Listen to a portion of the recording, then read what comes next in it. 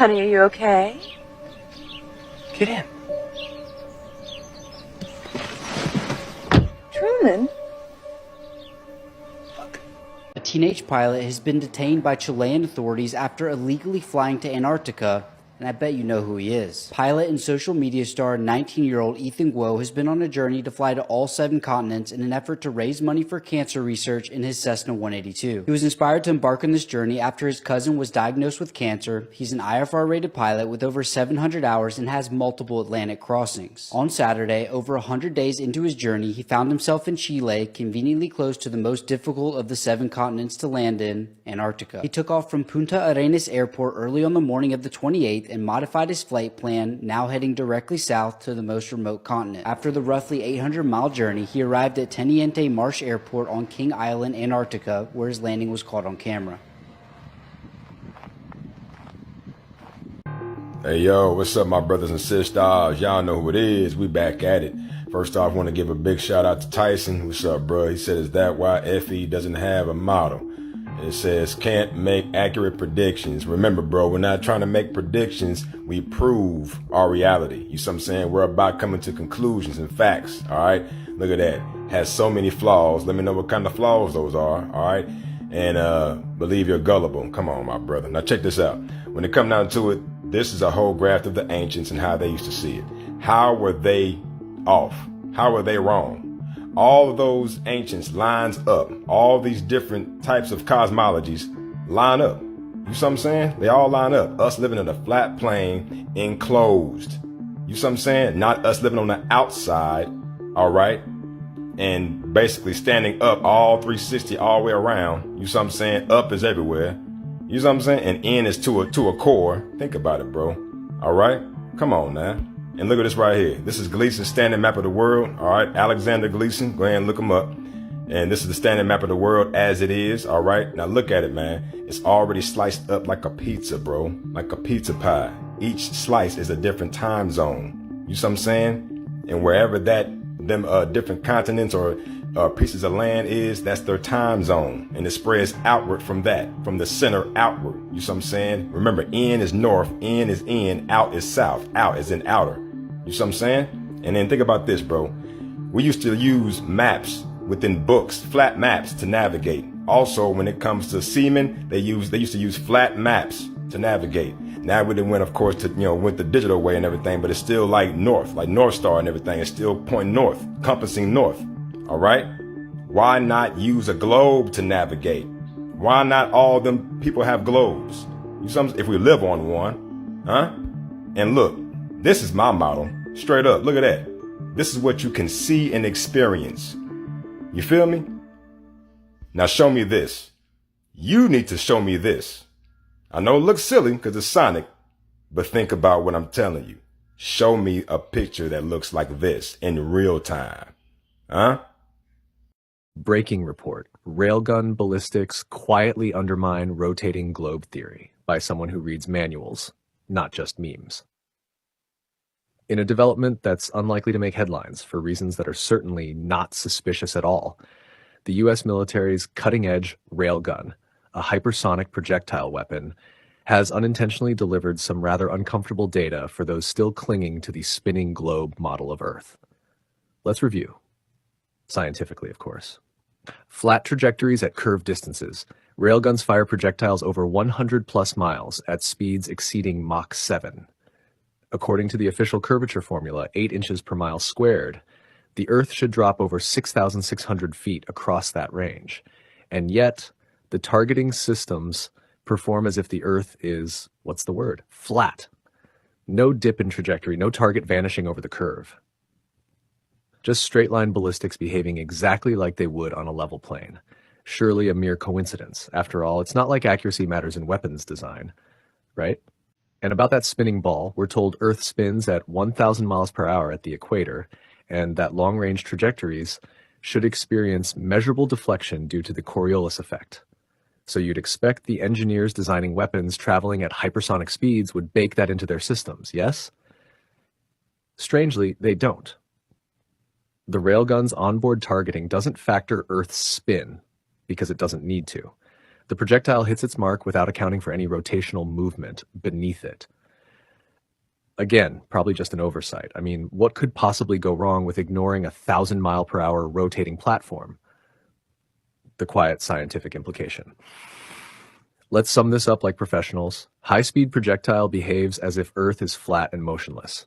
No curvature drop is observed or calculated for. No rotational deflection is considered, yet the system performs flawlessly.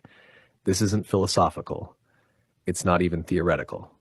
It's engineering reality. Conclusion, yes, the scientific kind. The railgun, designed with precision by military scientists and engineers, appears to assume a world far more static and flat than our classrooms suggest. And if the math works perfectly in that context, well, perhaps it's not the math or the railgun that needs revisiting. Just the model. Listen up, globeheads. Stop using your magical spinning space ball as evidence of itself. That's not even scientific. Quit calling flat earthers science deniers when you guys use something that's never been proven as your evidence. You're using your magical spinning space ball as proof. The magical spinning space ball is reality. Guess what? Never been demonstrated, never been recreated in a lab or otherwise. You cannot have a pressurized system next to a vacuum. End of story. Show me that experiment. Show it to me. And you can't say the Earth, this magical spinning ball, the globe. No, not science. Ooh, y'all ain't gonna believe this. What happened to the American flags on the moon? Arizona professor has the answer. American flags on the moon are some of the most memorable images from the historic Apollo mission. But what has become of the 6 American flags planted by astronauts? Cameras attached to NASA's Lunar Reconnaissance Orbiter have photographed 5 of the 6 flags left by astronauts from the Apollo mission. Studied photos taken at different times of day to see the shadows around the flagpoles. It's doubtful if any stripes are still visible though. After 50-ish years of UV, hot-cold cycles, and micrometeorite bombardment, he said. The photos don't show the flags up close for a couple reasons. The cameras can't resolve details that small. The flags also hang vertically, making them even smaller target to photograph. So this is what we got right here. This is where the flag is, right? Unfortunately, there's no telescope on Earth powerful enough to spot any of the objects that have been left behind. Not even the Hubble could see what's left on the moon. It's designed to collect faint light of galaxies and nebulas, not objects on the moon. So it can't get a flag on the moon, but yeah, it can get pictures like this right here. Come on, man. NASA's excuse for all of the stars seemingly being so far away is that our entire solar system has been encapsulated in a giant plasma space bubble for a very long time. And our solar system is right in the center of this giant plasma bubble. And this may also be the reason that it just appears that when you're looking at the stars, it looks like the stars are like oscillating in water, like you're looking through water. Well, I asked ChatGPT some stuff about the bubble. The bubble is about 1,000 light years wide, and we are inside of this little bubble. I'm at a loss for words here. This is partly why the stars seem so far apart, because the local bubble contributes to a lower density of stars, gas, and dust in our immediate neighborhood. But the average distance, blah blah blah, all these light years, that doesn't even make sense. So the emptiness you perceive is because space is vast by nature. But it's not empty.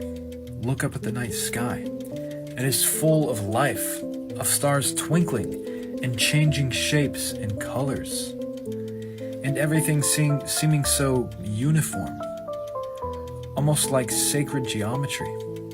Weird. Hi, excuse my appearance. I just wanted to do something here, and I didn't care if I'm wearing a house coat. Yeah, I still call it a house coat. Anyway, it is 7:34 according to my stove clock in Manitoba, Canada. I'm about 20 minutes from the American border. So basically kind of smack dab in the center of Canada from east to west and very close to the US border. It's I always say Manitoba is the flattest part of Canada, and actually I looked it up the other day, Google confirmed it. In my opinion, on a globe, there should be no flattest part of it anywhere. This is a globe here. Now, let me tell you something really interesting. It is currently 10:30 a.m. July the 1st in Melbourne, Australia. Now here we have, you see here, this here is North America. Let me see, where am I?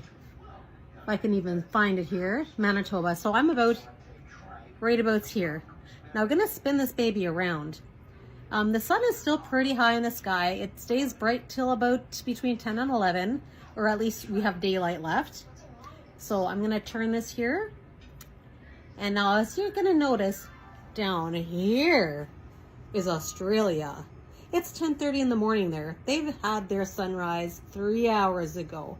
Now please tell me how this works, that in the center of Canada, on this globe, over here, we still have lots of daylight left. Another like 2 hours till the sun sets, and then another like an hour to hour and a half of daylight left. And then over here is Australia and Melbourne, which is kind of like the closest, because I don't know if you can see that, but anyway, so right around there, which is like this way, is back here to where I live, like on the other side.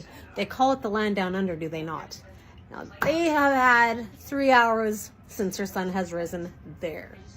And I know sunrise is a relative term because the sun doesn't really rise. It just appears to go away from us and come back to us. So answer me that. How does that work? And also, if you didn't know this, between June 20th into July at some point, and I think specifically July the 8th, there's a day called Flat Earth Day. But in this period of time, all at the same time, 99% of humans on this earth are experiencing some degree of daylight. Now, if there's a terminator line on this on this thing, how pray tell can 99%, like look at this. We got this side all the way over here.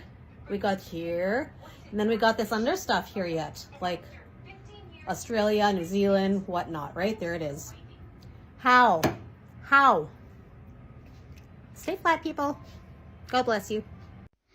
I've got a question for my fellow conspiracy theorists, conspiracy realists, whatever you want to go. I've spoken to so many people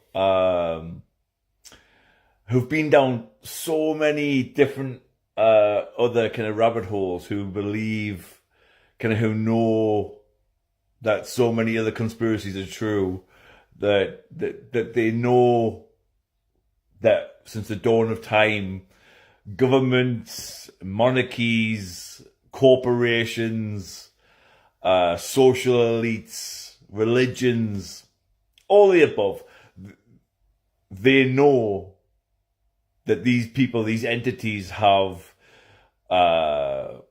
manipulated us, controlled us, lied to us, killed us, hurted us, brainwashed us, programmed us. They know that most of, if not all of written history is a lie.